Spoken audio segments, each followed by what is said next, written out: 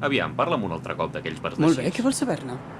Allà la xis és legal, És legal, però no al 100%. Per exemple, no pots entrar a un restaurant, embolicar-te un porro i fumar-te'l.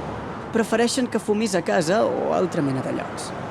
On, als bars de xis? Sí, mira, el tema funciona així. És legal comprar-ne, és legal tenir-ne, i si ets propietari d'un bar de xis, és legal vendre'n. És legal tenir-ne, però tampoc és important. Posa't en situació. Mira, si t'atura la bòfia d'Amsterdam, és il·legal que t'intentis corcollar. La bòfia holandesa no t'ho podria fer pas, això.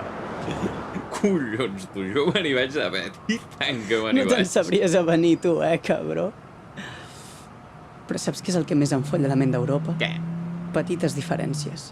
Estan de merda fins al coll com nosaltres, però canvien petites coses. Com ara? Doncs pots entrar a qualsevol cinema d'Amsterdam i fotre't una birra. I no parlo d'una birra en un got, sinó d'una bona gerra.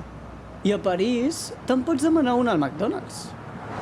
Ah, i saps com li diuen el quart de lliure amb formatge a París? I no li diuen quart de lliure amb formatge? Fan servir el sistema mètric, no sabien què carai és un quart de lliure. I quin títol té? Es titula Royal amb formatge. Royal amb formatge. Exactament. I com li diuen al Big Mac? Un Big Mac és un Big Mac, però li diuen le Big Mac. Le Big Mac. I com li diuen al Whopper? No ho sé, no vaig anar a cap Burger King. I què posen a les patates fregides en comptes de ketchup? Què? Maionesa. Caram! Els vaig veure, bro, les empastifen.